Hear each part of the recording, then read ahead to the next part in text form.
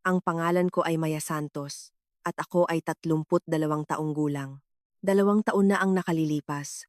Sa salo-salo matapos ang libing ng aking lola, natagpuan ko ang aking nakababatang kapatid na babae na nakakulong sa isang bodega sa ilalim ng hagdan ng aking mga magulang.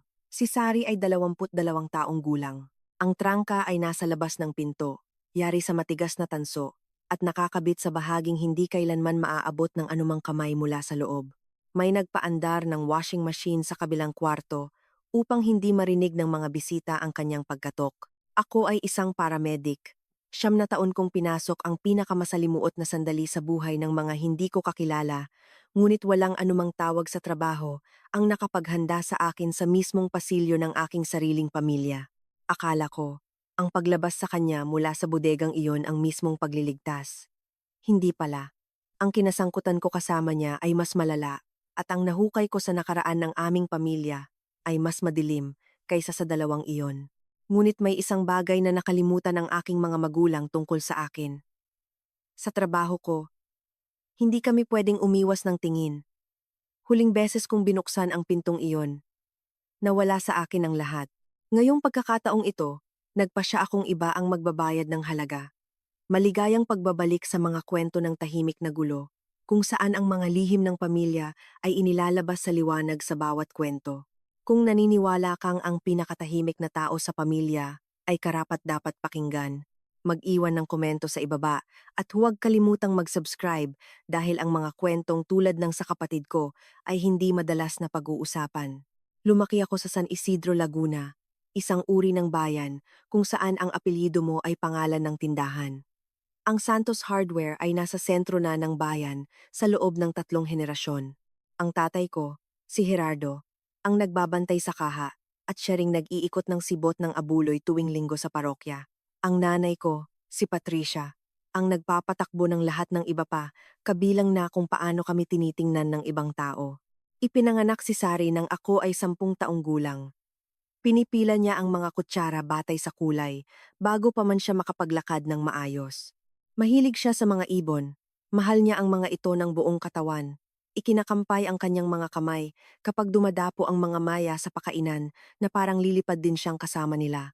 Nang siya ay 4 na taong gulang, isang espesyalista sa Maynila ang nagsabi ng salitang autism, at ang unang tanong ng aking ina ay kung sino pa ang makakakita ng record na iyon. Wala nang sumunod na maagang intervention pagkatapos noon. Walang speech therapy, walang paaralan. May isang tutor na dumadaan sa likod ng bahay at binabayaran ng cash. At may kwentong kinakalat sa simbahan tungkol sa mahinang resistensya ng bata. At nariyan ang bodega sa ilalim ng hagdan. Nilinis ito ng nanay ko noong tag-init na mag 5 taon si Sari. Isang unan, isang flashlight, isang basket ng mga coloring book. Tinawag niya itong kwarto ng katahimikan. At isinumpa niyang si Sari ang pumili nito. At minsan ay ginagawa nga ni Sari. Nasasaktan siya sa maiingay na kwarto. Naiintindihan ko iyon noon pa man, ngunit hindi ka naglalagay ng trangka sa labas ng pintong pinili ng iyong anak. Ikinabit ang trangka bago pa man dumaan sa aming bahay ang mga tao para sa pista ng parokya ng taong iyon. Nakatayo ako sa pasilyo at pinanood ang aking ama na nagbabaon ng mga tornilyo. Naaalala ko ang tunog na ginawa ng trangka nang subukan ito ng aking ina. Isang maliit at tumpak na tunog ng tanso, malinis at pinal. Parang tuldok sa dulo ng isang pangungusap na walang sino man ang papayagang makabasa. 15 taong gulang ako noon. Kinamuhian ko ang tunog na iyon araw-araw simula noon. May mga nagtatanong kung kailan ko nalaman na mali iyon. Ang pag-alam at ang kakayahang gumawa ng isang bagay ay magkaibang usapan kapag nakatira ka sa ilalim ng bubong ng iyong ama. Noong Pasko na ako ay 18, kalahati ng mga kasamahan namin sa simbahan ay pumasok sa aming pintuan. 8 taong gulang si Sari at naging maayos naman ang kanyang umaga. Pagkatapos ay napuno ang bahay ng mga boses at pabango at nagsimula siyang umuga-uga at inakay siya ng aking ina sa pasilyo, hawak ang isang platito ng kakanin at isinara ang trangka. 20 minuto sa hapunan, naririnig ko siya sa ilalim ng mga kanta sa Pasko, hindi umiiyak, kundi kumakatok. Isang tuloy-tuloy at matiyagang katok, parang isang taong nagiging magalang pa rin habang nalulunod. Tumayo ako sa gitna ng pagbibigay ng mensahe ng aking ama. Binuksan ang pintong iyon at binuhat siya palabas sa harap ng lahat. Aakalain mong nagdala ako ng bangkay sa sala. Hinawakan ako ng aking ama sa braso, papunta sa beranda, at sinabing ang kwarto ng katahimikan ay isang desisyon ng pamilya. Sinabi ko sa kanya na ang kandado ay hindi isang desisyon. Isa itong hawla. Tinulak niya ako. 18 ako at tanga. At mas malakas ko siyang itinulak pabalik kaya bumagsak siya sa screen door. Tumawag ng pulis ang mga kapitbahay. Tumayo ang aking ama sa ilalim ng pula at asul na ilaw. Nagdurugo ang isang kilay at sinabi sa kanila na ang kanyang anak ay nawawala na sa kontrol. Nagbayad na lang ako ng piyansa para sa kasong pananakit dahil ang isang paglilitis ay magpapahiya sa pamilya. Iyon ang mga salita ng aking ina. Siniyasat niya ang mga bubog ng salamin ng gabing iyon at sinabing ang ibig sabihin ng pamilya walang ibang dapat makaalam.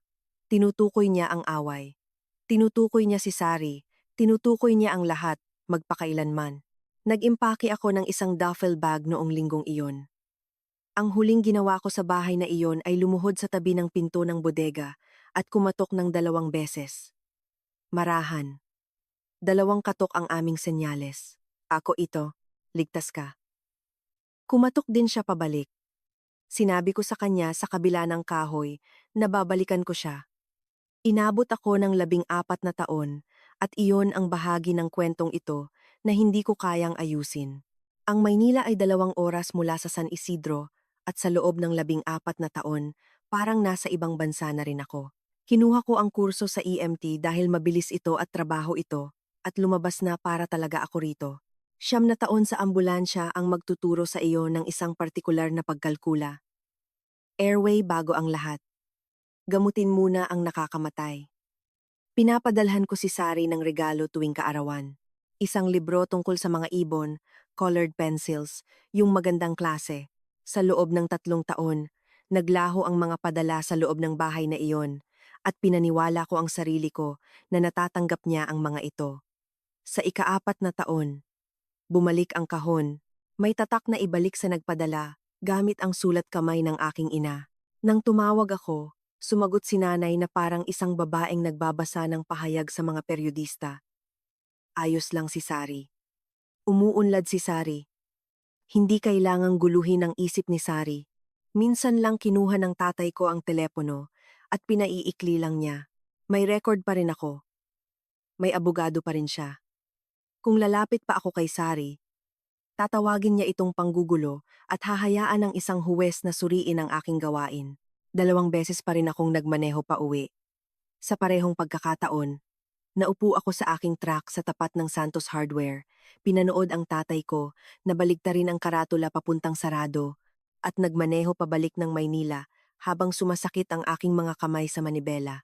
Sabihin na nating kahinaan ito. May mga gabing ganoon ang tingin ko, ngunit ang isang babaeng may criminal record na ipinipilit ang sarili laban sa isang legal na babala ay walang maililigtas na sinuman. Binibigyan lamang niya sila ng isang kontrabida na may sarili niyang mukha at ang batang babae sa bodega ang magbabayad para sa susunod na mangyayari. Kaya lumayo ako at naging napakahusay ko sa chest compressions. At pagkatapos, isang maulap na Martes ng Pebrero, tumawag sa istasyon ang abogado ng aking lola at hinanap ako. Wala na si Lola Rosa, inatake sa puso habang natutulog sa edad na 84. Pagkatapos ay sinabi niya ang kakaibang bahagi. Nag-iwan siya ng mga tagubilin tungkol sa libing. Sinabi niya sa akin na gusto niyang siguraduhing pupunta si Maya. Ang libing ay maganda sa paraang maganda ang isang display sa tindahan. Mga puting liryo na katernong-katerno sa mga laso, isang nakaprint na programa sa makapal na papel.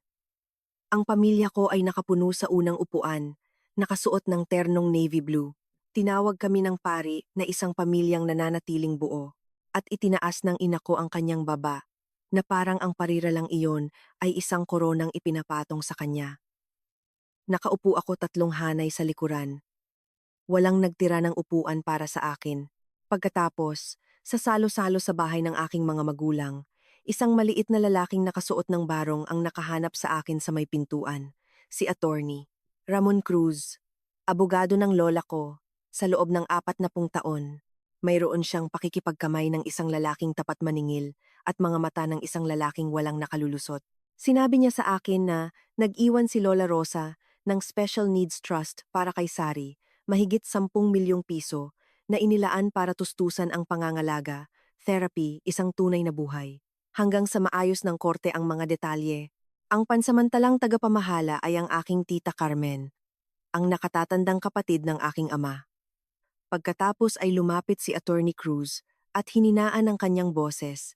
May sinabi daw si Rosa nang pirmahan niya ang mga papeles. Sinabi niya sa akin ang isang bagay na pinag-iisipan niya sa loob ng 2 taon. Tinapik niya ang mga dokumento ng trust at sinabing, para hindi na maulit pa, tinanong niya ako kung alam ko kung ano ang ibig sabihin yon. Kalahati lang ang atensyon ko sa pakikinig dahil sinimulan ko nang gawin ang ginagawa ko sa isang emergency, binibilang ang mga tao nang hindi sinasadya. Mga pinsan malapit sa kape, mga lay ministro malapit sa tray ng pansit, ang nanay ko na patuloy sa paglagay ng kape sa mga basong puno. Lahat ay nabilang maliban sa isang tao. Kung para saan ang pera. Wala ang kapatid ko sa sala. Wala siya sa kusina o sa bakuran. At sa ilalim ng bulungan ng 50 magagalang na boses mula sa likod na pasilyo ng bahay ng aking mga magulang, nakarinig ako ng isang tunog na walang katuturan sa isang libing. Umiikot ang washing machine. Walang naglalaba sa isang libing. Sinundan ko ang tunog sa pasilyo kung saan ako lumaki. Umuugong ang washing machine sa dirty kitchen sa likod. Pinapaikot ang naging 2 tuwalya. Lampas dito, sa ilalim ng hagdan, ang bodega. Sa lugar nito ay may bago, yari sa matigas na tanso, makintab laban sa 14 taon na pintura, at ito ay nakasara. Sa ilalim ng ritmo ng washing machine, nahuli ko ito. Mahina at tuloy-tuloy, isang katok, matyaga, magalang pa rin habang nalulunod. Sinasabi ng aking pagsasanay na magpakilala ka, kaya ginawa ko ang kaisa-isang bersyon noon na alam ko. Kumatok ako ng 2 beses, marahan. Tumigil ang pagkatok sa loob. Pagkatapos, 2 katok ang bumalik. Binuksan ko ang pinto at naroon ang aking kapatid, 22 taong gulang, nakaupo sa isang beanbag sa pagitan ng mga makakapal na jacket, may headphones sa kanyang mga tainga at isang coloring book sa kanyang mga tuhod. Mas payat kaysa sa anumang litratong nakita ko. Maputla. Gaya ng mga taong ang mundo ay may hangganan lamang sa kisame. Tiningnan niya ako ng matagal at pinanood ko siyang kilalanin ako. Ang nagbagong mukha, ang mga taon, ang lahat ng ito. Pagkatapos ay iniunat niya ang kanyang kamay at idinikit ng 2 beses ang kanyang mga buko ng daliri sa sahig. Ako ito, ligtas ka. Nakaluhod pa rin ako sa harap niya nang tumama ang anino ng aking ina sa aming dalawa. Gusto niya dyan, sabi ni nanay. Pinipigilan ang boses niya. Dinig ng mga bisita. Safe space niya yan, Maya. Siya ang humiling na pumasok dyan. Lumitaw ang tatay ko sa likod niya. Matigas ang panga. Huwag kang gumawa ng eksena sa libing ng lola mo, sabi niya. Isang eksena. Nariyan na. Ang relihiyon ng pamilya. At sa wakas ay may pangalan na ako para sa aking erehiya. Tiningnan ko ang makintab na bagong trangka, nakaturnilyo sa taas na abot ng matanda sa labas. At isang kaisipan, ang dumating ng napakakalmado at napakalinaw, tulad ng mga bagay kapag totoo na ang adrenaline. Ang pagiging tahimik ay hindi kasing kahulugan ng kapayapaan. Kinuha ko ang aking telepono at pinikturan ang trangka habang nanonood ang aking mga magulang. Pagkatapos ay tinulungan kong tumayo ang aking kapatid patungo sa liwanag. Naitala ko na ang lahat sa aking isipan sa loob ng 1 minuto. Si Sari, sa aking truck, isang hotel sa Maynila. Tatawag sa umaga. Pinanood ako ng aking ama na nag-iisip na parang hinihintay niya ito. At pagkatapos ay pumunta siya sa opisina at bumalik na may dalang folder. At inilapag niya ito sa ibabaw ng counter sa kusina sa pagitan namin na parang naglalapag ng panalong baraha. Letters of guardianship mula sa Regional Trial Court na may selyo. Gerardo at Patricia Santos, mga co-guardian ng katauhan ni Sari Rosa Santos, isang inkompetenteng nasa hustong gulang. Nilagdaan noong tag-init na siya ay mag-18. 4 na taon at hindi ko kailanman nalaman dahil ang abiso sa pagdinig ay napunta sa pamilya at tumigil na akong maging pamilya noong gabing bumagsak ako sa screen door. Ilabas mo siya sa pintong iyan, tahimik na sabi ng aking ama, at isa itong pagdukot ng isang nasa pangangalaga. Ang salita mo laban sa amin, isang babaeng may criminal record. Hindi siya mali at pareho namin iyon alam. At kinamuhian ko siya nang may pagkakumpleto na hindi ko pa naramdaman para sa ibang tao noon o simula noon. Narito ang gusto kong maintindihan ninyo, dahil mahalaga ito para sa lahat ng susunod na mangyayari. Ang paglalakad palabas ng bahay na iyon, nang wala ang aking kapatid, ay ang pinakamahirap ngunit tamang desisyon sa aking buhay. Hindi mo matatalo ang isang nakakandadong pinto sa pamamagitan ng pagsira nito. Tatalunin mo ito sa pamamagitan ng pagkuha ng susi, ng legal at permanente, sa paraang hindi na kailanman muling maisasara ng sinuman. Lumuhod ako sa tabi ni Sari, kung saan siya nakaupo kasama ng kanyang coloring book, at kumatok ako ng 2 beses sa braso ng kanyang upuan, at kumatok siya pabalik ng 2 beses, at naglakad ako palabas papunta sa aking truck na may mga susing parang tumitimbang ng 20 kilo. Nakatayo si Tita Carmen sa beranda nang lumabas ako. 64 na taong gulang, kulay abong buhok na nakapusod, nakahalukip-kip na parang isang babaeng nagbabantay sa isang tarangkahan. Lagi mo namang gustong naninipa ng mga pinto, Maya. Sabi niya. Ang ilang mga pinto ay nakasara. Nang may dahilan, maaalala ko ang pangungusap na iyon sa kalaunan, nakatayo sa opisina ng isang abogado, may hawak na litrato ng 2 maliit na lalaki. Lunes ng umaga, tumawag ako sa DSWD mula sa parking lot ng istasyon sa Maynila at ibinigay ko sa kanila ang lahat. Ang trangka, ang litrato, ang guardianship, ang 4 na nawawalang taon ng mga medical record na pinaghinalaan ko, ngunit hindi ko mapatunayan. Itinala ito ng intake worker nang walang anumang drama at isang social worker na nagngangalang Miss Dizon ang naitalaga at natutunan ko ang aking unang aral tungkol sa sistema noong linggong iyon. Kumakatok ang sistema bago ito pumasok. Ang pag-check ng kapakanan ng guardianship ay nakaschedule. Ang nakaschedule ay nangangahulugang may babala. Pagsapit ng panahong nakatayo si Miss Dizon sa pasilyo ng aking mga magulang. Ang bodega sa ilalim ng hagdan ay naglalaman na ng vacuum cleaner at mga nakatuping mesa. Ang trangka ay nawala at ang 4 na malinis na butas ay natakpan ng masilya at si Sari ay nakaupo sa magandang armchair may dalang puzzle na pinaliguan at inayusan na parang isang exhibit. Nag-serve ng kape at cake ang nanay ko. Ang tatay ko ay mahinahong bumanggit ng mga bersikulo mula sa Biblia na laging ginagawa niya kapag may manonood. Hindi nagsalita si Sari, pero bihirang magsalita si Sari kapag may mga estranghero sa kwarto. At walang sino man sa bahay na iyon ang kailanman nagbigay sa kanya ng ibang paraan para sumagot. Bumalik ang panimulang desisyon sa maingat na wika, hindi na patunayan. Nang mabasa ko ang pariralang iyon sa aking truck, at nakaupo doon nang napakatagal na nanlamig na ang kape ko. Ngunit 2 bagay ang nangyari sa likod ng paghahanap na iyon. At hindi ko nalaman ang alinman sa mga ito hanggang sa bandang huli. Una, hindi isinara ni Miss Dizon ang file. May bumabagabag sa kanya tungkol sa isang 22 taong gulang na babae na walang nakatalagang doktor sa loob ng 4 na taon. Kaya ni-flag niya ang kaso para sa isang buong pagsusuri ng guardianship na nangangahulugang isang hukuman, na nangangahulugang isang huwes, na nangangahulugang mga sinumpaang sagot. Pangalawa, napunta ang litrato ko ng trangka sa file na iyon. At ang mga file ay may kakayahang lumitaw kung kailan eksaktong pinagdarasal ng mga tao na sana hindi. Wala pa akong alam sa alinman sa mga iyon. Ang tanging alam ko ay nakatayo ang isang social worker 2 metro mula sa aking kapatid at ang mga papeles ay nakangiting sumagot sa kanya. Kung nakaupo ka na sa harap ng isang opisyal at alam mo na ang katotohanan ay nasa kwarto at pinapanood ang mga papeles na nagsasabing iba ang totoo, alam mo kung ano eksakto ang pakiramdam ng pagmamaneho pabalik sa Maynila. Makinig kayo dahil ang susunod na ginawa ng korte ay ang bahaging hindi binabalaan ng sinuman at ito ay mas malala kaysa sa ginawa ng aking mga magulang.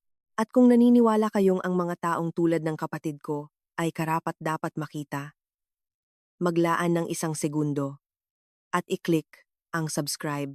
Talagang nakakatulong ito upang makarating ang mga kwentong ito sa mga pamilyang nabubuhay dito ngayon. Ang pagsusuri sa guardianship ay dumating na may isang utos na hindi nakuhang ikutan ng aking mga magulang. Isang independyenteng medikal na pagsusuri ng isang manggagamot na pinili mula sa listahan ng korte at ang pangalan na lumabas ay Dr. Naomi Bautista. Gusto ko sanang yakapin ang clerk na nakabunot nito. Si Dr. Bautista ang nagpapatakbo ng developmental clinic Dalawang Bayan ang layo at siya ang espesyalistang tumingin kay Sari noong maliit pa siya hanggang sa nagpa siya ang aking mga magulang na ang kanyang mga follow-up na appointment ay nagiging usap-usapan na sa simbahan. Siya ay 55 taong gulang na ngayon. May maiksing puting buhok na may pasensya ng isang babaeng gumugol ng 30 taon na pinagsisinungalingan ng mga kinakabahang magulang. Ang kanyang ulat ay 40 minutong appointment at 4 na pahina ng tahimik na pagkawasak. Walang nakatalagang doktor sa loob ng 4 na taon, walang pangangalaga sa ngipin na maidokumento ni Numan. Pag-atras ng kasanayan sa lahat ng aspeto sa isang babae na ang record noong pagkabata ay nagpakita na siya ay natututong bumasa. At pagkatapos ang bahagi na nagpabara ng aking lalamunan sa pasilyo ng korte. Bilang bahagi ng pagsusuri, naglagay si Doktor Bautista ng isang basic na communication tablet sa mesa, yung uri na may mga button ng larawan at isang keyboard, ang uri na hindi kailanman inialok kay Sari kahit minsan.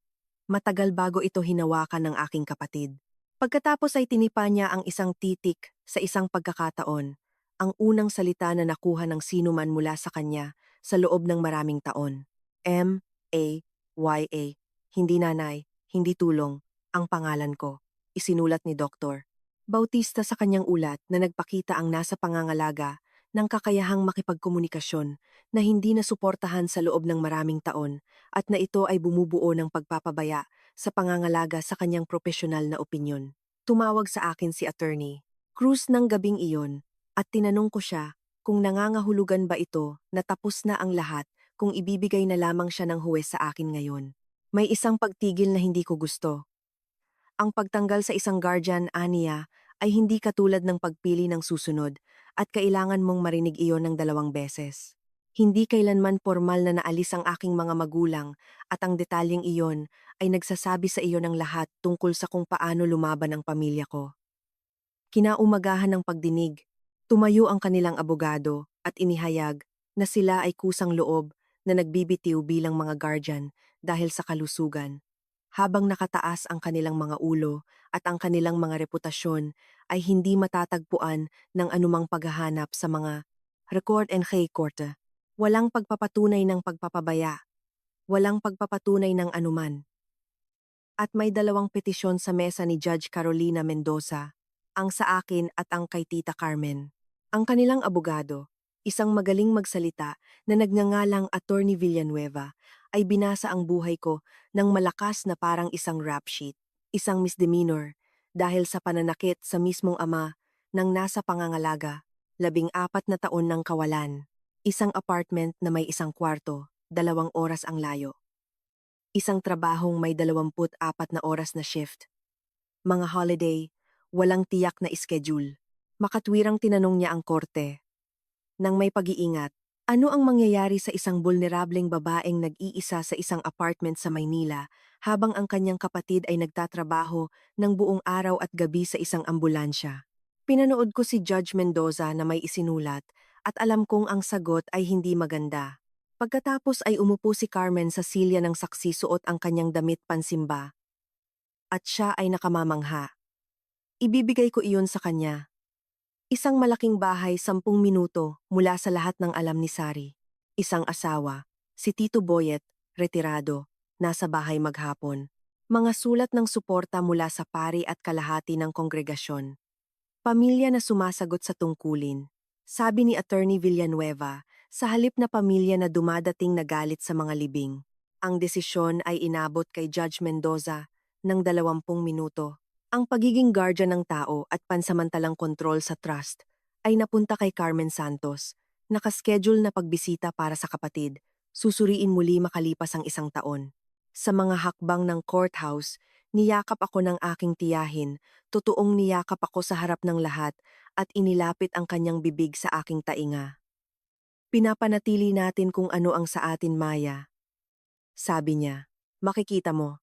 Inabot ako ng 3 linggo upang maintindihan kung ano ang ibig sabihin ng pagpapanatili para sa aking tiyahin. Narito ang katotohanang kailangan kong aminin. Sa unang pagbisita, gusto kong maniwala. Sina Carmen at Boyet ay may bahay sa National Highway lampas lang ng kanilang maliit na motel, ang Hillside Pension House, 12 kwarto at isang magraba na paradahan na pinatakbo nila sa loob ng 30 taon.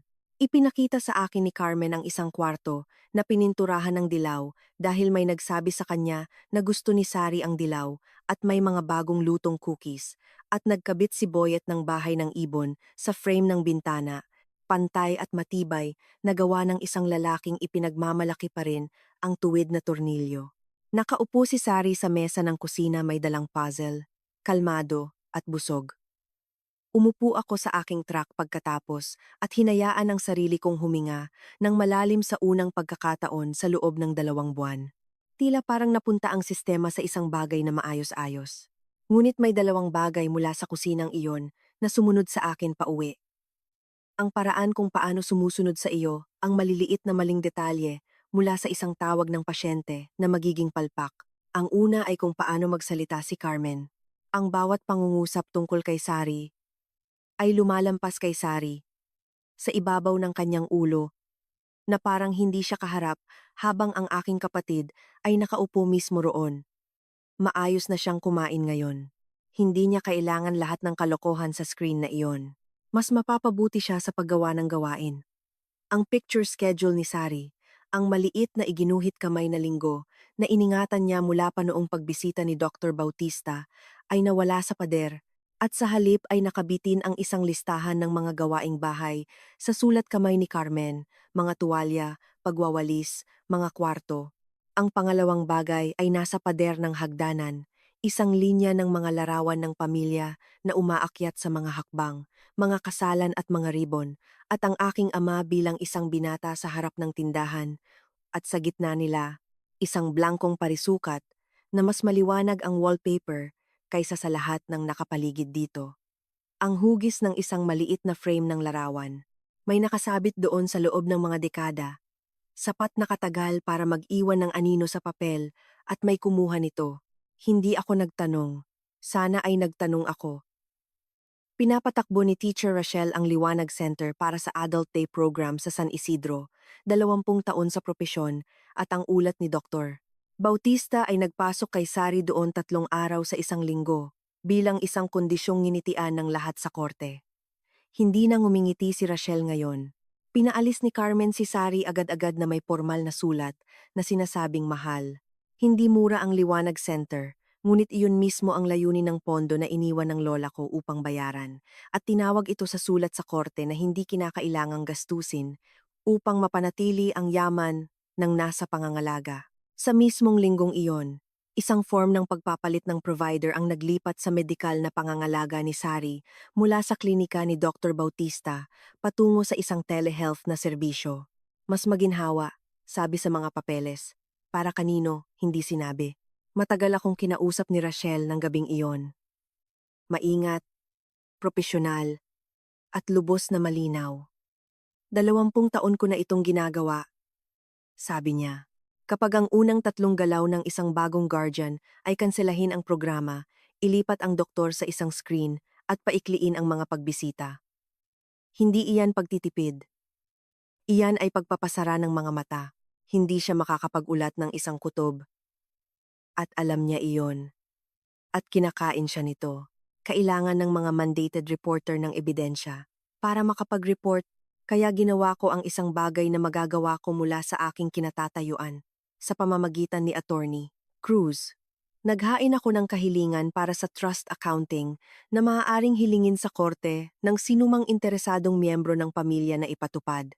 Si Carmen ang naging tagapamahala mula nang mamatay si Lola. Una bilang isang pansamantalang appointment, pagkatapos ay sa basbas ng korte. Gayunpaman, ginagastos niya ang pera ng aking kapatid. Utang niya ngayon sa isang huwes ang mga resibo. Bumalik ang accounting makalipas ang 3 linggo. At tinawagan ako ni Attorney Cruz bago pa man matapos ang aking shift. Sinabi ng abogado ng aking lola na ang trust ay makakapagpondo sa buong buhay na pangangalaga. Paalala niya sa akin. Pagkatapos ay sinabi niya, Maya, ang isinubmit nilang accounting ay isang pahina lang, habang pinag-aawayan ng mga abogado ang iisang pahinang iyon. Pinanatili ko ang aking mga naka-schedule na pagbisita at ang mga pagbisita ay patuloy na umiikli. Sa ikatlong pagkakataon, napansin ko na kung ano ang nawawala bago ko pa man mahubad ang aking jacket, ang communication tablet, ang nakuha ni Dr. Bautista sa pamamagitan ng kanyang klinika bago ang paglipat, ay nawala sa kwarto ni Sari. Hindi man lang nagpanggap si Carmen. Nagtatago siya sa likod ng bagay na iyon, sabi niya, habang pinupunasan ang counter na hindi naman kailangang punasan. Sa bahay na ito, nag-uusap kami tulad ng mga tao. Nakaupo ang aking kapatid sa mesa ng kusinang iyon na may tahimik na mga kamay sa kanyang lap. At sa buong biyahe ko, alam niyang darating ako dahil palagi akong dumarating sa parehong araw at walang anumang bagay sa mesang iyon na magagamit niya para sagutin ako. Nang yakapin ko siya para magpaalam, hinawakan niya ang manggas ng jacket ko ng mahigpit at hindi bumitaw at gumawa siya ng isang tunog na mahina sa kanyang lalamunan.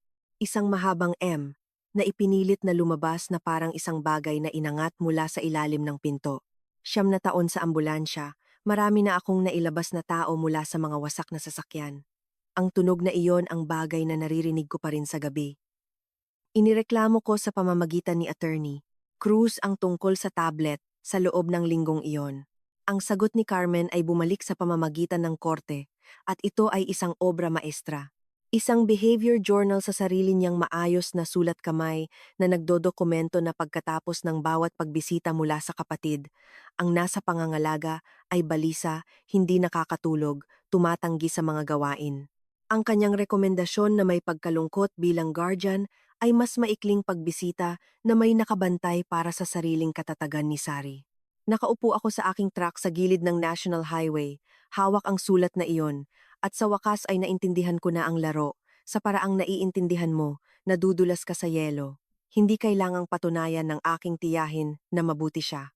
Kinokontrol niya ang bawat kapirasong papel na lumalabas sa bahay na iyon, at papel lang ang nakikita ng korte.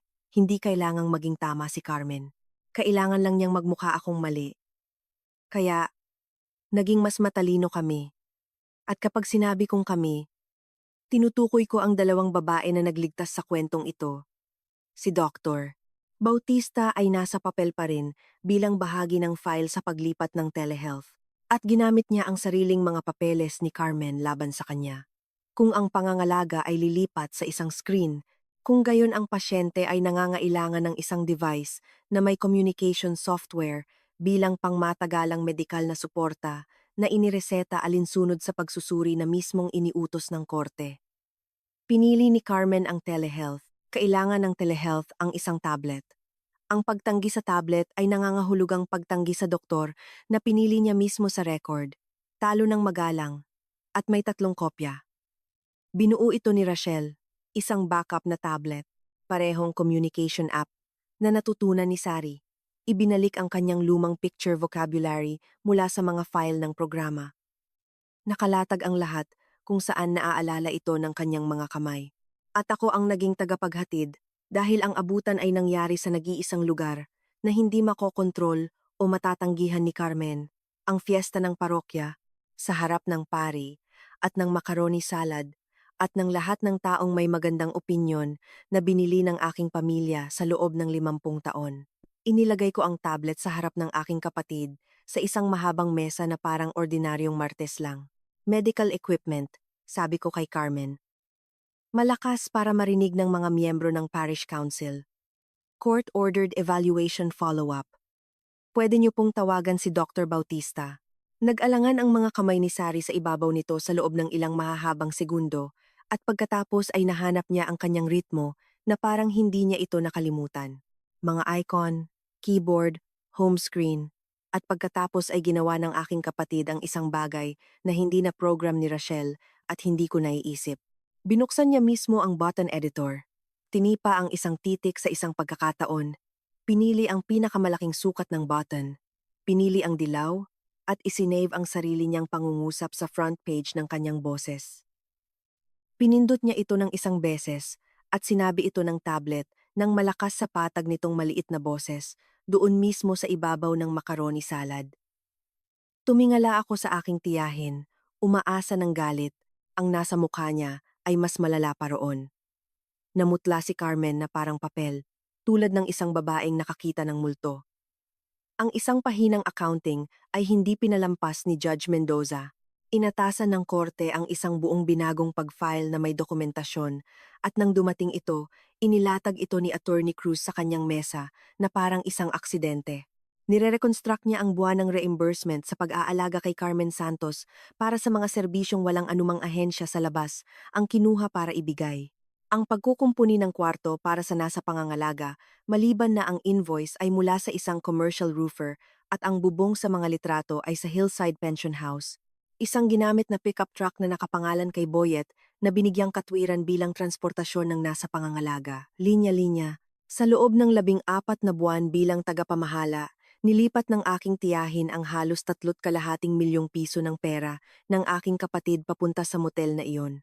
Ang sinabi ng aking lola na, para hindi na maulit pa, ay ginamit lang pambili ng yero. Naging matapat si Attorney Cruz tungkol sa kung ano ang mayroon, at wala kami. Para sa mga kasong kriminal, kailangan mo ng taga-usig, at ang mga taga-usig ay nangangailangan ng mga referral, tamang panahon, at determinasyon. Ngunit para sa family court, ang isang accounting na tulad nito ay sapat na upang humiling ng pagsusuri ng guardianship mismo. At naghain siya para sa isa bago matapos ang linggo. Sumagot si Carmen sa paraang sinasagot niya ang lahat, gamit ang papel at pedigree. Mga resibo para sa lahat, mga paliwanag na dinugtungan ng nakikinabang ang nasa pangangalaga mula sa isang matatag na ari-arian ng pamilya at isa pang mainit na sulat mula sa pari. At pagkatapos ay gumanti siya. Nag-file ng motion laban sa akin tungkol sa aking pagbisita. Binanggit ang behavior journal, binanggit ang eksena sa picnic, yung salitang iyon ulit. At habang hinihintay ang pagsusuri, ang aking mga pagbisita ay sinuspinde ng tuluyan. Nalaman ko sa isang Martes sa parking lot ng istasyon, binabasa ang email ni attorney Cruz habang nakadiin ang hinlalaki ko sa screen para hindi ito manginig. Saan man sa National Highway, ang aking kapatid ay naghihintay para sa araw ng linggo kung kailan ako palaging pumupunta dala ang kanyang tablet, kung iniwan man nila ito sa kanyang kwarto, at hindi ako pupunta, at walang sino man ang magpapaliwanag sa kanya kung bakit. Pumili ng kakampihan ang bayan sa paraang ginagawa ng mga maliliit na bayan, ng tahimik sa palengke at sa gasolinahan. Lumipat na ako sa isang inuupahang apartment sa San Isidro noon para maging 10 minuto ang layo sa halip na 2 oras. Nagpalipat sa isang istasyon na sakop ang probinsya at naramdaman ko ang tensyon saan man ako magpunta. Ang anak ng mga Santos na may criminal record na bumalik at gumagawa ng gulo tungkol sa pera laban sa pamilyang umako ng responsibilidad. Ang nanay ko ay nagpadala ng mensahe sa pamamagitan ng isang kaibigan sa simbahan, isang nakatuping note na iniwan sa ilalim ng aking wiper, tulad ng isang parking ticket. Tingnan mo kung ano ang ginagawa mo sa pamilyang ito. Walang pirma. Alam niyang malalaman ko. Pagkatapos ay tumawag si Tito Boyet. 40 segundo. Isang beses. Isang numerong hindi na muling tumawag. Ang tiyuhin ko. 66 na taong gulang. Isang lalaking pinanood kong magkabit ng bahay ng ibon na ginamitan ng level, nagsasalita ng mabilis at mahina, tulad ng isang lalaki sa isang bahay kung saan ang mga sahig ay nag-uulat sa sinuman. Inilipat niya ang bata sa motel, sabi niya. Kwarto 14. Sinabi niya habang pinipinturahan daw ang kwarto. Maya. Tinatago niya ang susi sa kanyang lalagyan. Pagkatapos ay binaba niya at nang tumawag ako pabalik ay hindi na makontak. At nakaupo ako bitbit ang telepono ko na ginagawa ang pagkalkulang pinakaayaw kong gawin. May nakaschedule na follow-up ang DSWD sa bahay nila Carmen. Ang bahay na iyon ang address sa bawat file. Sa papel, nakatira si Sari sa isang dilaw na kwarto na may bahay ng ibon sa bintana. Sa katunayan, Ang aking 22 taong gulang na kapatid ay natutulog sa kwarto 14 ng isang motel sa gilid ng kalsada sa dulong bahagi ng paradahan, malapit sa sari-sari store, kung saan walang social worker nakakatok dahil walang dahilan ang social worker para gawin iyon. Natutunan ng aking tiyahin ang parehong aral na natutunan ko, papel ang nakikita ng sistema. Mas magaling siya sa papel kaysa sa anumang pagkakataong mayroon ang katotohanan. Nasalo ni Dr. Bautista ang susunod na detalye dahil nakikita ng mga pharmacist kung ano ang hindi nakikita ng mga korte. Dumaan sa kanyang mesa ang kasaysayan ng pag-refill ng gamot ni Sari bilang bahagi ng review file at kapansin-pansin ang pattern tulad ng maling ritmo sa isang heart monitor. Isang nakakaantok na gamot ang sinimulan sa maliit na dos pagkatapos makuha ni Carmen, tinaasan ng 2 beses simula noon. Nire-refill ng tuloy-tuloy. Inireseta ng isang telehealth doctor na hindi man lang nakita ng personal ang aking kapatid. May mga lehitimong paggamit para sa gamot na iyon. Walang lehitimong bersyon ng pagtaas ng dosis habang ang pasyente ay hindi nakikita ni Numan. Ginawa ni Dr. Bautista ang ginagawa ng mga mandated reporter.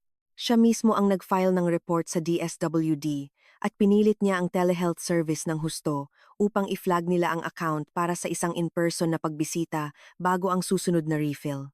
Papel laban sa papel sa wakas, maliban na ang bawat galaw ay tumatakbo pa rin sa orasan ng sistema. Pumunta ang DSWD sa bahay nila Carmen, ang address sa file. Malinis ang bahay. Ang dilaw na kwarto ay inayos, tulad ng isang pahina sa katalogo. At si Carmen, napakabait, ay nagpaliwanag na si Sari ay gumugugol ng ilang araw, kasama ng isang pinsan. Sayang at hindi niyo sila naabutan. Hindi nakita ang nasa pangangalaga.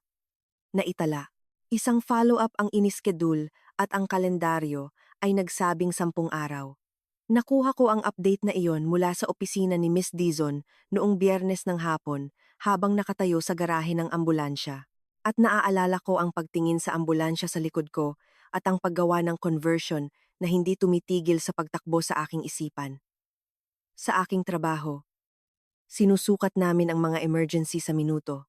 Sinusukat ng sistema ang mga ito sa mga appointment. Ang 10 araw ay 200 at 40 oras ng aking kapatid sa likod ng pinto na legal kong hindi malalapitan, pinatulog sa lagda ng isang estranghero. At ang forecast ng katapusan ng linggong iyon ay nagsasabing darating ang unang tunay na init ng tag-araw. Mataas na heat index pagsapit ng linggo. Ang uri ng init na gagawing parang hurno ang huling kwarto sa tabi ng ice machine. Sabado ng gabi, kumatok ang nanay ko sa pinto ng inuupahan kong apartment, ang unang pagkakataon sa loob ng 14 na taon na kaming dalawa lang sa isang silid. Nagdala siya ng Tupperware ng kaldereta, Diyos ko. Parang isang babaeng bumibisita sa isang may sakit na kamag-anak at inilapag niya ito sa aking counter at tumingin sa aking mga natutuping upuan at sa aking medic bag sa sulok.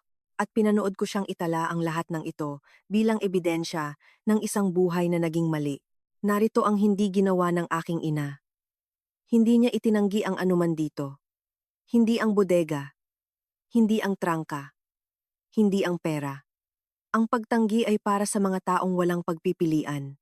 Nakipagnegosasyon ang aking ina. Tigilan mo na ang usapin sa pera, sabi niya, habang pinapakinis ang gusot sa aking pamunas. Pangit ito at nakakababa sa atin. At lalambot din si Carmen kapag hindi na siya inaatake. Umuwi ka na. Umupo ka kasama namin sa simbahan sa isang taon. Ito ay kwentong walang makakaalam. Pwede tayong maging pamilya ulit, Maya. Ang ibig sabihin ng pamilya, walang ibang dapat makaalam. Ang parehong pangungusap, salita sa salita, na sinabi niya sa ibabaw ng mga basag na salamin 14 na taon na ang nakalilipas, na inaalok sa akin ngayon tulad ng isang regalo, tulad ng isang susi sa magagandang silid ng bahay. At narinig ko rin sa wakas ang pangungusap para sa kung ano talaga ito noon pa man, hindi isang patakaran tungkol sa privacy, kundi isang presyo. Lahat ng nasa bahay na iyon ay palaging ibinebenta. At ang ibinabayad ay katahimikan. At ang mga taong nagbabayad ay ang mga hindi makalaban. Nasa may pinto na siya nang bitawan niya ang huling salita. Akala mo ba ikaw ang unang tao sa pamilyang ito na gumawa ng ingay tungkol sa kung paano natin ginagawa ang mga bagay? Wala kang ideya kung ano ang ibinaon ng iyong lola para mapanatiling nakatayo ang pamilyang ito. Tanungin mo ang sarili mo kung bakit umiiral ang trust fund na iyon. Pagkatapos ay umalis na siya, ang kanyang takong ay rinig sa hagdanan. Ang kaldereta ay inabandona sa aking counter, tulad ng isang hostage. Matagal akong nakatayo sa bintana. May mga nagtatanong kung bakit hindi ko nalang kinuha ang kapatid ko at tumakas. At gusto kong marinig ninyo ang sagot ng direkta. Ang isang babaeng may criminal record na nagnanakaw ng isang nasa pangangalaga ay nagbibigay sa pamilya ng kaisa-isang katapusan na lagi nilang gusto. Si Maya ang panganib. Si Sari ang sikreto magpakailanman. Kung kinailangan mo ng lumaban ng mabagal habang ang lahat sa iyo ay sumisigaw na lumaban ng mabilis, ilagay ito sa mga komento dahil alam kong nandyan kayo. At mag-subscribe dahil 4:00 ng madaling araw. Tumunog ang radyo ko at ang address ay sa Hillside Pension House. Ang dispatch ay nagbabasa tulad ng iba. Babae nasa 20 anyos na tagpo ang nagpapalaboy-laboy, posibleng wala sa sarili, Hillside Pension House National Highway. Ang partner ko na si Dana ang nagmamaneho at alam ko ang address tulad ng pagkaalam mong mainit ang kalan at sinabi ko sa kanya bago kami dumaan sa unang stoplight, iyon ang tinutuluyan ng kapatid ko. Pamilya, ikaw ang manguna, ako ang magdodokumento at lahat ay susunod sa patakaran ng 2 beses. Tumangulang si Dana at diniinan ang silinyador. Unang liwanag ng umaga, at naroon si Sari sa mabatong paradahan, nakayapak sa mga batong mainit na sa suot niyang damit kahapon. Umuugoy-ugoy na parang isang maliit na puno. Isang tsuper ng truck na huminto sa kalapit na tindahan para bumili ng yelo ang nakakita sa kanya at may sapat na nakaisip na tumawag agad ng saklolo. Biyak-biyak ang mga labi niya. At ang balat niya ay bumabakat pa itaas ng kurutin ito ni Dana. Dehydration na makikita mo mula pa sa layong 2 metro. At ang mga mata niya ay lumulutang. Mabagal ang reaksyon ng itim ng mata, isang labo ng pag-inom ng pampatulog na hindi mo nakukuha mula lang sa isang masamang gabi. Umiwas siya mula sa ilaw ng ambulansya hanggang sa patayin ko ang lahat, maliban sa mahinang ilaw. Nagpakilala ako sa kaisa-isang paraan na palaging gumagana. 2 marahang katok sa gilid ng stretcher. Lumingon siya at inabot ang kanyang kamay at kumatok siya ng 2 beses sa aking braso. At pagkatapos ay hinayaan niya kaming magtrabaho na parang pinakamatapang na pasyenteng naranasan ko. Ang pinto ng kwarto 14 ay nakabukas kung saan ito natagpuang umuugoy ng tsuper ng truck. Sa labas, nakatornilyo sa frame sa taas na abot ng matanda, isang padlock, ang pangit na pinsa ng trangka.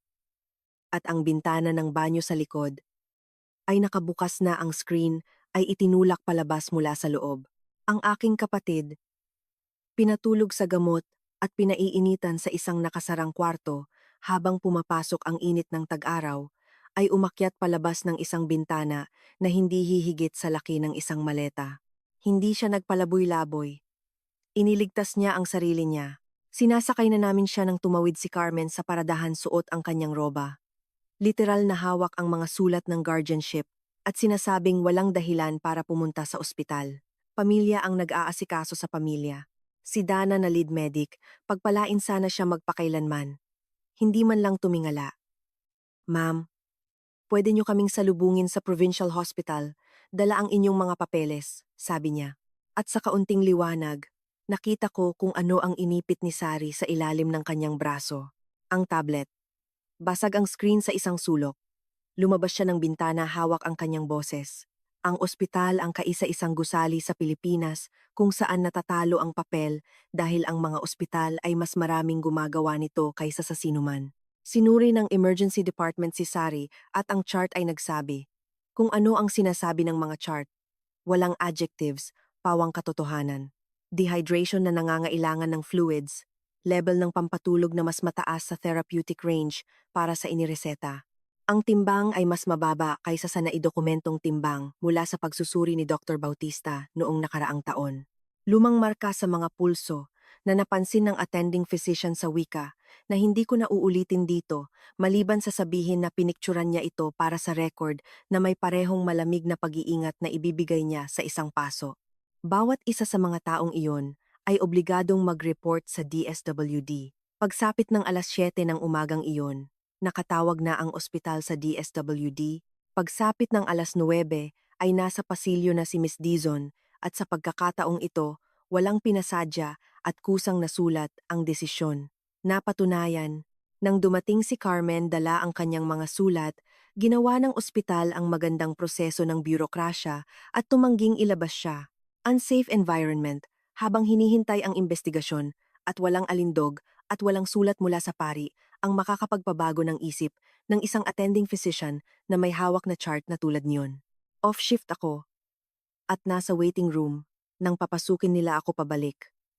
Nai-rehydrate na si Sari, nakasandal, nasa kanyang lap ang tablet, basag na sulok at lahat.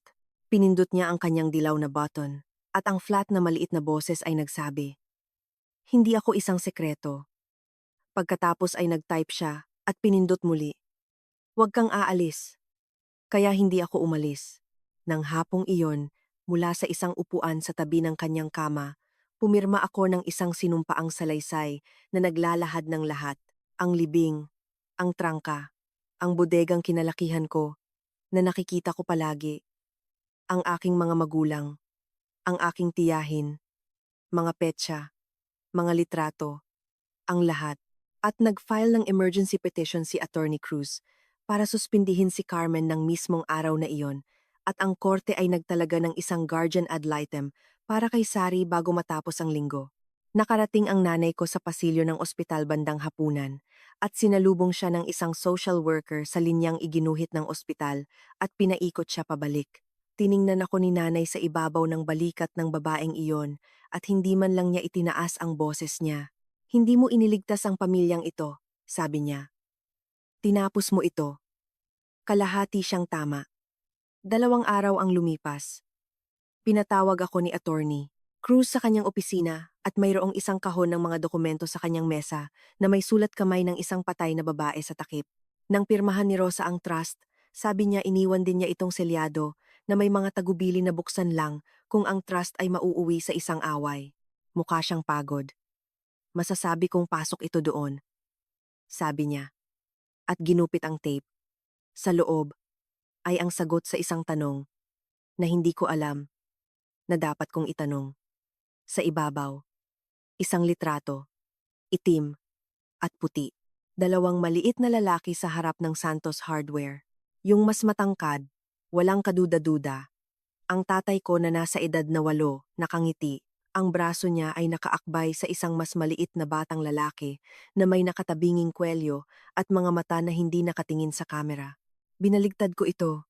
Sa lapis, sa sulat kamay ng lola ko, 2 pangalan, Gerardo at Tommy. Sa ilalim ng litrato, isang folder.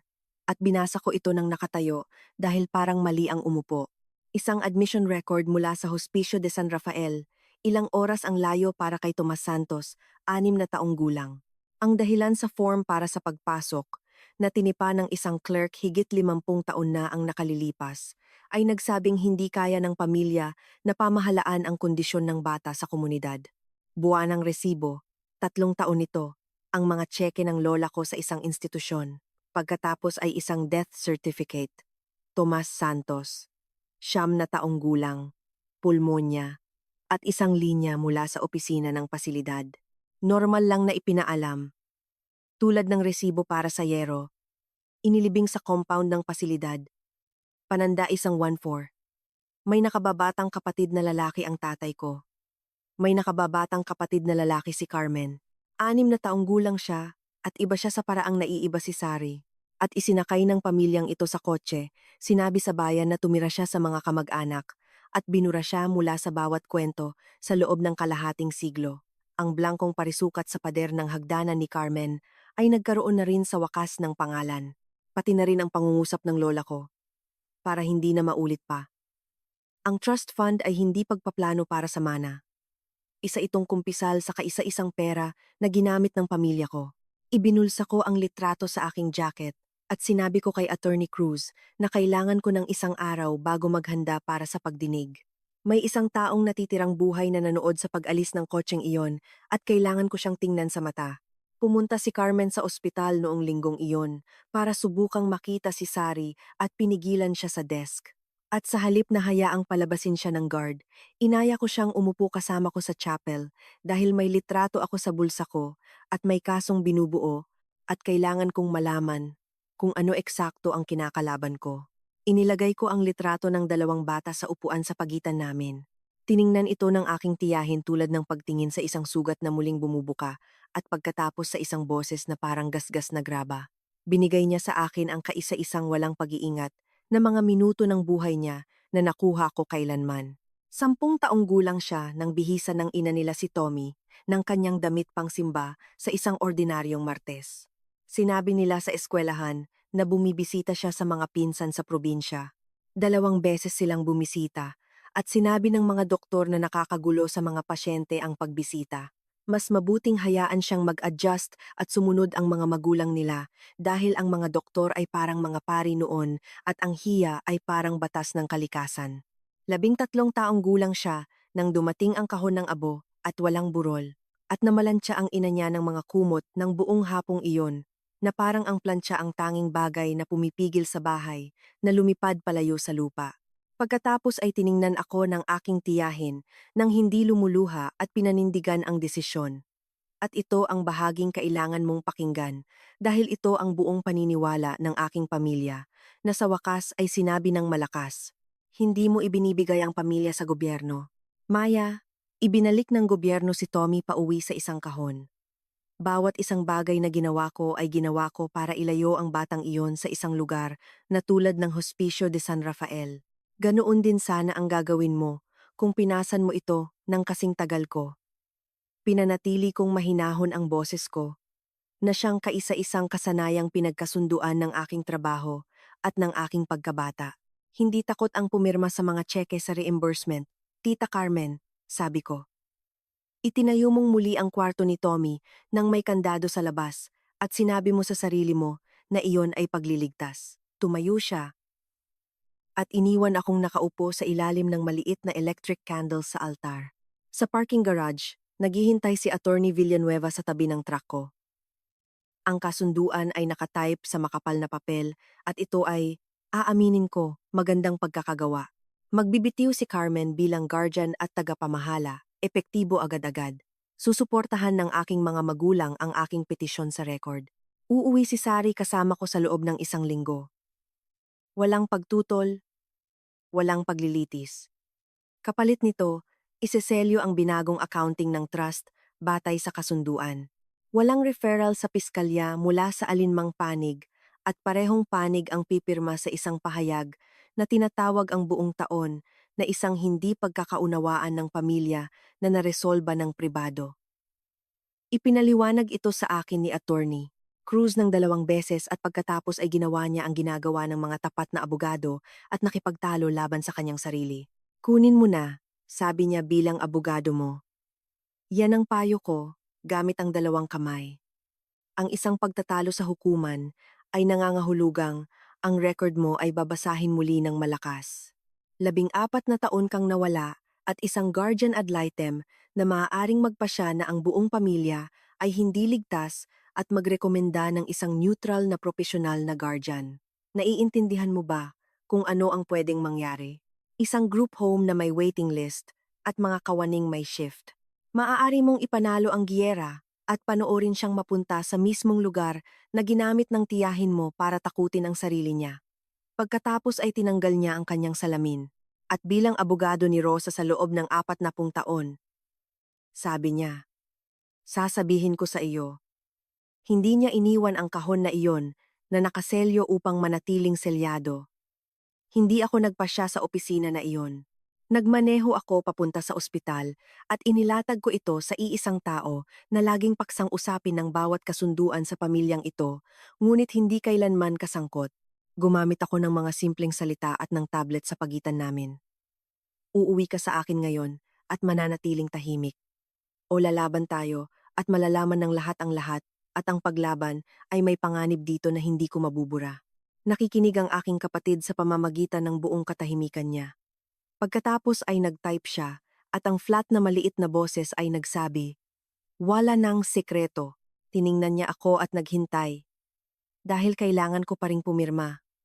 Ang pamilya ko ay gumugol ng 50 taon sa pagbili ng kaligtasan, gamit ang katahimikan, at ang bayarin ay laging napupunta sa sinumang hindi makalaban. Ngayon ay iniaalok nila sa akin ang diskwento para sa pamilya. Humindi ako noong Miyerkules, at pagkatapos ay gumugol ako ng 3 linggo para siguraduhing makakaya kong panindigan ang hindi ko.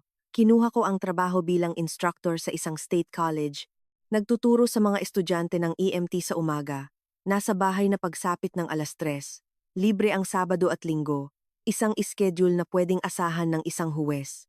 Ang pagsasauli ng aking mga susi ng truck sa istasyon ay sumakit sa isang bahaging wala akong malinis na salita para doon. 9 taon ang ambulansyang iyon. Niyakap ako ni Dana sa garahe at sinabi, "Ikaw ang pinakamagaling na medic na nakasama ko." At sinabi ko, "Alam ko, yan ang kapalit." At iniwan na namin doon na kung paano sinasabi ng mga medic ang lahat. Ginugol ni Sari ang mga linggong iyon sa isang pansamantalang respite placement na inayos ng pamprobinsyang Lupon habang nanatiling suspendido si Carmen. Isang maliit na bahay na may mga tauhan kung saan kilala ni Rachel ang manager at bumibisita ako tuwing ikalawang araw at kinamumuhian ang bawat milya ng pagmamaneho. Pumirma ako ng kontrata sa pag-upa sa isang bahay na may 2 kwarto, 4 na kanto mula sa Liwanag Center. At inikot ni Rachel ang mga kwarto kasama ko. Inililipat ang isang lampara na kamumuhian ni Sari, pinaflag ang kumukurap na ilaw sa beranda. Binubuo ang isang support plan, pahina-pahina, tulad ng isang babaeng naglalagay ng mga sandbag, bago ang isang baha na nakita na niya dati. Doktor, si Bautista ay nagsulat ng capacity evaluation para sa korte na naghihinuha na gamit ang kanyang device. Maipapahayag ni Sari nang maasahan ang mga gusto niya at nagpetisyon na siya ay pakinggan sa pagdinig sa pamamagitan nito. At si Attorney Cruz sa pamamagitan ng aking nakasulat na tagubilin ay inihain ang kumpletong binagong accounting, ang mga talaan sa butika at mga kopya ng lahat sa kahon ng lola ko sa opisina ng piskalya. Referral filed, natataka ng resibo bago ang petsa ng pagdinig. Naiintindihan niyo ba ang ibig sabihin niyan? Ang buong makina ng kasunduan ay pinatahimik para sa kaligtasan at sinadya naming ihulog ito sa bangin. Wala nang bersyon na natitira kung saan pwedeng ialok sa akin ng sino man ang aking kapatid, kapalit ng katahimikan, dahil ang katahimikan ay hindi na umiiral upang ibenta. Ang guardian ad litem ay kinapanayam si Sari ng 3 beses, kasama si Rachel na sumusuporta at ang kanyang ulat ay napunta sa huwes ng selyado. Kaya pumasok kaming bulag, sa iisang boses na pinakamahalaga. Pumatak ang pagdinig ng Martes. Dumating ang pamilya ko na nakasuot ng damit pansimba. Gumugol sila ng 50 taon sa page ensayo kung paano tingnan. Wala ni isa sa kanila ang nag-ensayo kailanman kung paano mapakinggan. Maliit lang ang courtroom ni Judge Mendoza. Kulay oak na parang matapang na tsaa. Isang ceiling fan na tumutunog sa bawat ika-4 na ikot. Puno ito. Nakaupo ang mga magulang ko sa likod ng mesa ni Attorney Villanueva. Nasa pagitan nila ang pari, tulad ng isang character witness para sa buong angkan at kalahati ng mga kasamahan sa parokya ang pumuno sa mga upuan at kasama ko si Attorney Cruz, Rachel sa gilid, at si Dr. Bautista na binabasa ang sarili niyang mga notes na parang magdedepensa ng dissertation. Nakaupo si Carmen ng tuwid na tuwid at hindi man lang tumingin sa akin. Nauna si Attorney Villanueva at sulit ang ibinabayad nila sa kanya. Hindi siya nagalit. Siya ay naghinayang. Naghinayang siya na ang isang magulong dalaga na minsang itinulak ang sariling ama sa pinto ngayon ay naghahanap ng kontrol sa isang bulnerableng babae at nagkataon ang malaki niyang trust fund. Pinagsisihan niya ang 14 na taon ng kawalan na muling isinulat bilang kabayanihan. Ipinaliwanag niya sa huwes ang pagbitiw ko sa 9 na taong karera na inilarawan bilang kawalang tatag, isang babaeng nagpapalit ng trabaho sa ilalim ng pressure. At pagkatapos ay hinila niya ang pin sa isang hindi ko inaasahan. "Your Honor," sabi niya. Inalok ng mga kliyente ko sa babaeng ito ang lahat ng sinasabi niyang gusto niya, ang kanyang kapatid, na ilagay sa kanya sa loob ng ilang araw, at tumanggi siya dahil isang bagay lang ang hinihingi ng alok sa kanya. Disresyon. Tanungin mo ang sarili mo, Anong klaseng tagapagligtas ang tatanggi sa pagliligtas maliban na lang kung papayagan siyang sunugin ang pamilya kasama nito? Ang galing nun. Napakagaling na naramdaman kong naniwala ang mga nasa likuran ko, ang maliit na paggalaw ng 50 gulugod ng sabay-sabay.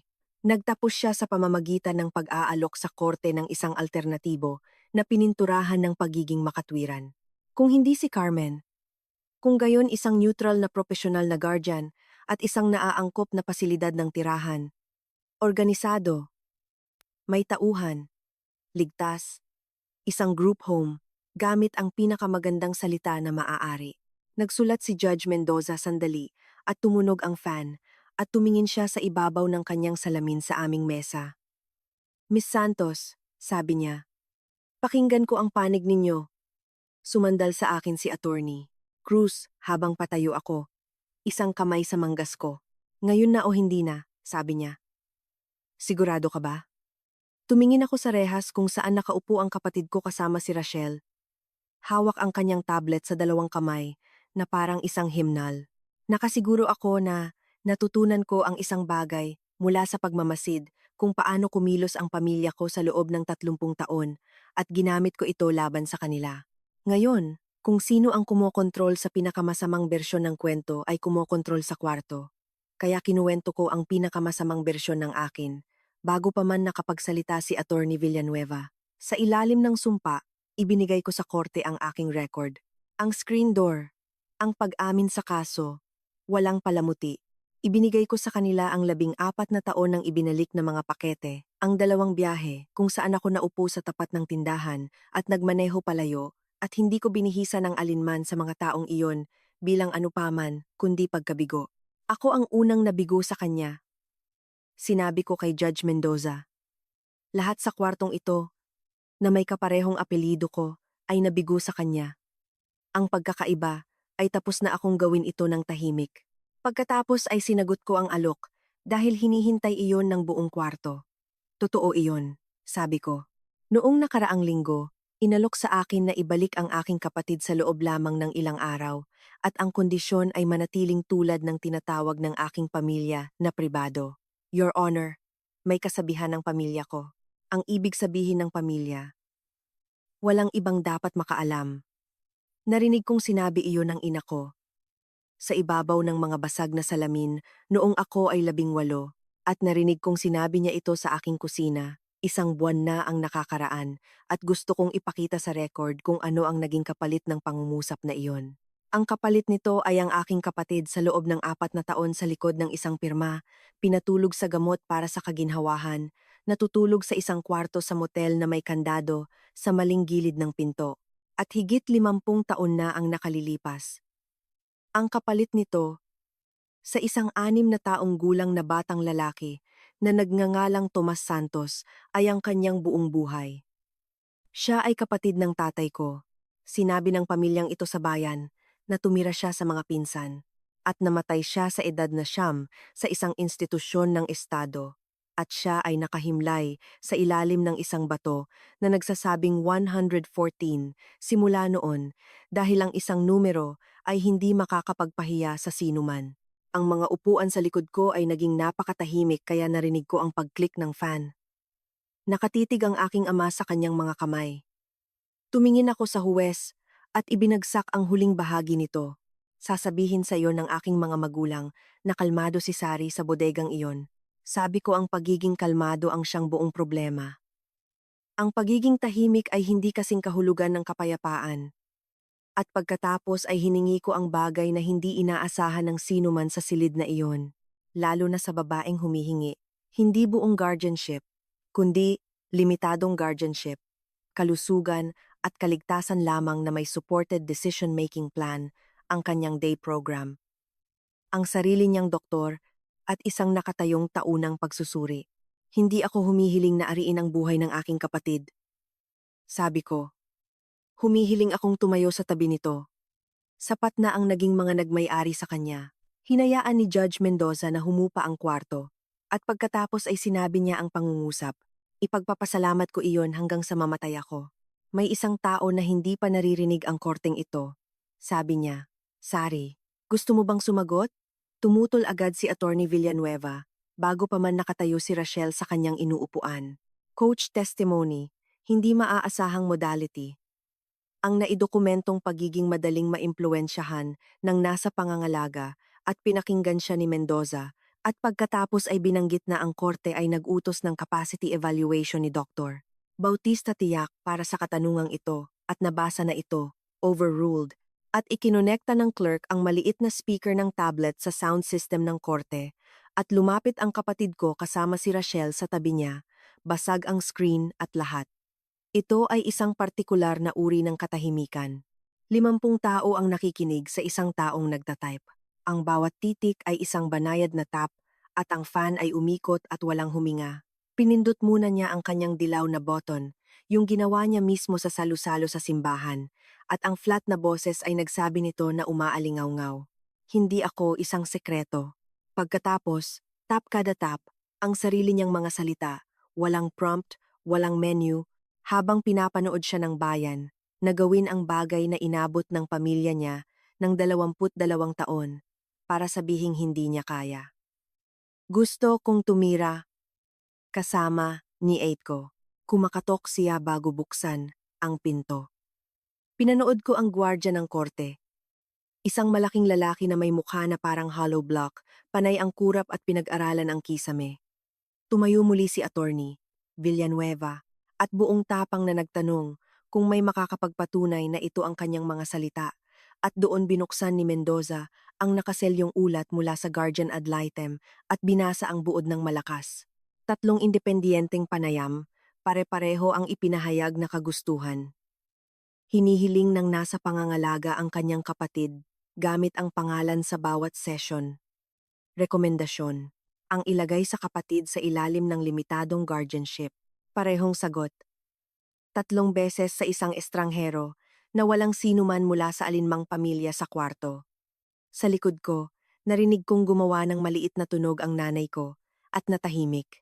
At si Carmen, ang aking tiyahin, ang tagapagbantay ng bawat tarangkahan, ay tumayo sa gitna ng mga upuan, humawak sa rehas sa harap niya, tiningnan ang dilaw na button na kumikinang sa basag na screen ng isang mahabang segundo at naglakad palabas ng korte bago ang desisyon. Ang kanyang mga takong ay napakaingay at ang kanyang likod ay napakatuwid. Wala siyang sinabing kahit isang salita. Ang ilang mga tao ay makakaligtas lamang sa katotohanan sa isang dosis na maaari nilang iwanan. Inayos ni Judge Mendoza ang mga papeles sa kanyang bench. Handa na akong magdesisyon, sabi niya. Dumating ang desisyon sa patag at seryosong boses na inilalaan ng mga huwes para sa mga bagay na nagpapabago sa lahat. Si Carmen Santos ay tinanggal bilang guardian at tagapamahala epektibo agad-agad. Inilipat ang trust sa isang corporate trustee sa isang bangko sa Maynila na may mga tagubilin na suriin ang bawat pondo na ibinuhos ng aking tiyahin bilang tagapamahala. Limitadong guardianship ng katauhan ni Sari Rosa Santos ay iginawad kay Maya Santos na may supported decision-making plan na ihahain sa loob ng 60 araw. Ibinalik ang pagpaparehistro sa Liwanag Center. Kinumpirma si Dr. Naomi Bautista bilang manggagamot. Inischedule ang taunang pagsusuri. At pagkatapos ay tiningnan ni Judge Mendoza si Attorney Villanueva sa ibabaw ng kanyang salamin na may tila tuyong pagpapatawa. Tungkol sa mga usaping pinansyal, sabi niya, naabisuhan ako na mayroon ng referral sa piskalya, kaya nasa labas na ito ng kamay ng korteng ito at hinala ko na iyon eksakto ang nais ng nagpetisyon. Court adjourned. At bumagsak ang martilyo. Isang malinis na katok. At naisip ko, syempre, kahit ang hukuman ay kumakatok, ang naaalala ko pagkatapos niyan ay ang pasilyo. Huling lumabas ang mga magulang ko at ang mga kasamahan sa simbahan ay gumawa ng isang maliit na koridor ng umiiwas na mga mata para sa kanila. At naglakad ang ama ko lampas sa akin tulad ng paglalakad mo lampas sa hangin. Huminto ang aking ina. 1 segundo, siguro 2. Tiningnan niya ako at wala nang natira sa mukha niya na pwedeng makipagnegosasyon at sinabi niya ito ng tahimik, tulad ng isang diagnosis. Hindi mo iniligtas ang pamilyang ito. Pagkatapos ay sinundan niya ang aking ama, pababa ng hagdanang marmol, at nakatayo ako roon, at hinayaan ang tunay na sagot na mabuhay kung saan ikaw lang ang makakarinig nito. Paulit-ulit niyang sinasabing pamilya na parang ibig sabihin nito ang bahay, ang pangalan sa tindahan, ang upuan sa simbahan na may brass plate namin doon. Ayos lang. Hindi ko iniligtas iyon at hindi ko kailanman gagawin. At totoo ang pagkawala nito at sumasakit ito tulad ng isang binunot na ngipin, totoo at permanente. Iniligtas ko ang mga taong namuhay sa loob ng salitang iyon, pareho silang dalawa. Ang isa na may hawak na basag na tablet sa pinto ng korte at isang maliit na batang lalaki sa ilalim ng isang may numerong bato na sa wakas ay pinag-usapan ng malakas at may pangalan sa isang pampublikong silid. Matapos ang higit sa 50 taon, hinawakan ni Sari ang siko ko sa pinto. Kumatok siya ng 2 beses sa braso ko. Kumatok din ako ng 2 beses pabalik. 14 na taon na huli. Tamang-tama sa oras. 8 buwan na ngayon. Narito ang naging usapan. Dahil itinuro sa akin ng pamilya ko ang kahalagahan ng malinis na papel. Umamin sa kaso si Carmen. Financial exploitation ng isang pinoprotektahang tao.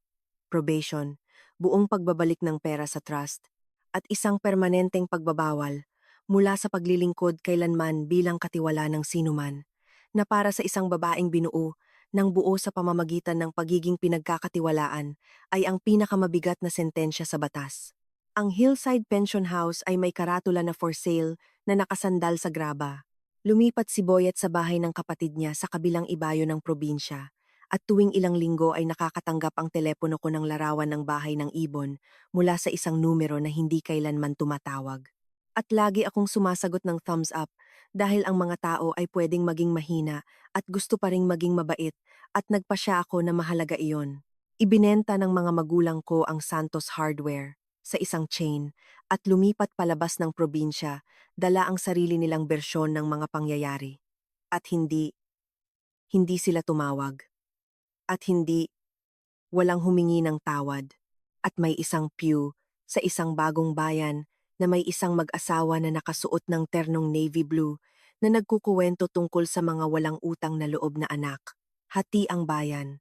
Naririnig ko na iniisip ng kalahati ng San Isidro na tama ang ginawa ko. Ang kalahati naman ay sinasabi pa rin na ang negosyo ng pamilya ay dapat manatiling negosyo ng pamilya. At sinasabi nila ito sa parehong counter ng karinderya at iyon ang bansang ginagalawan natin. At ang isang pagdinig ay hindi kailanman mag-aayos nito. Ang naayos ay mas maliit at mas mahusay. Isang inuupahang bahay na bukas ang mga kurtina. Ibinalik na ang picture schedule ni Sari sa refrigerator na ginuhit gamit ang sarili niyang kamay. Liwanag center 5 araw sa isang linggo, kung saan iniulat ni Rachel na ang kapatid ko ay may opinyon tungkol sa lahat ng bagay. At tuwing Miyerkules ay pinipili ni Sari ang hapunan sa kanyang tablet. At iyon ay Filipino spaghetti. Naging Filipino spaghetti ito sa loob ng mahigit 30 sunod-sunod na Miyerkules at sa awa ng Diyos ay magiging Filipino spaghetti ito magpakailanman. Nakikita siya ni Dr. Bautista tuwing 3 buwan. Wala na ang pampatulog, napalitan ng maayos na pagtulog, isang pakainan ng ibon sa likod bahay, at isang laminated bird checklist na may talagang napakaraming bilang ng mga checkmark. Nagtuturo ako sa umaga. Nasa bahay na ako tuwing 3:00. Noong nakaraang buwan, nagbiyahe kami. Kaming dalawa, palabas sa dating Hospicio de San Rafael kung saan may mga hanay ng maliliit na may numerong bato. Nagbayad ang trust para sa isang bagay doon nang walang anumang pagtutol mula sa bagong tagapamahala. Kung saan dati nakaupo ang pananda 114, may marmol na ngayon na may pangalan dito, Tomas Santos. Kapatid, anak, sa wakas ay nakita rin. Tumayo si Sari sa ibabaw nito sandali. Ikinakampay ang kanyang mga kamay ng malambot at mabagal sa paraang ginagawa niya kapag dumadating ang mga maya. At pagkatapos ay yumuko siya at inilapag ang isang laminated card mula sa kanyang tablet laban sa base ng bato. At sinabi nito, "Hindi ka na isang sekreto." Pagkatapos ay kumatok siya sa marmol ng 2 beses ng banayad at iyon na ang buong seremonya at sapat na iyon. Iniisip ko noon na ang pamilya ay ang bagay na pinoprotektahan mo anuman ang mangyari. At ngayon alam ko na ang pamilya ay ang mga tao na tinatanggihan mong itago dahil ang pagiging tahimik ay hindi kasing kahulugan ng kapayapaan. At anumang pag-ibig na kailangang panatilihin sa likod ng isang trangka ay hindi kailanman naging pag-ibig, kundi hiya lang na nagbibihis na parang pag-ibig. Yan ang kwento ko. Isang tansong trangka, isang dilaw na button sa isang basag na screen, dalawang katok, sinagot makalipas ang 14 na taon. Kung may isang tao sa pamilya nyo na pinatahimik o pinananatiling nakatago, ituring nyo itong senyales na kayo ang magbukas ng pinto. Ibahagi ito sa isang taong nangangailangan nito. Mag-iwan ng komento sa ibaba, i-click ang subscribe, at magkikita tayo sa susunod.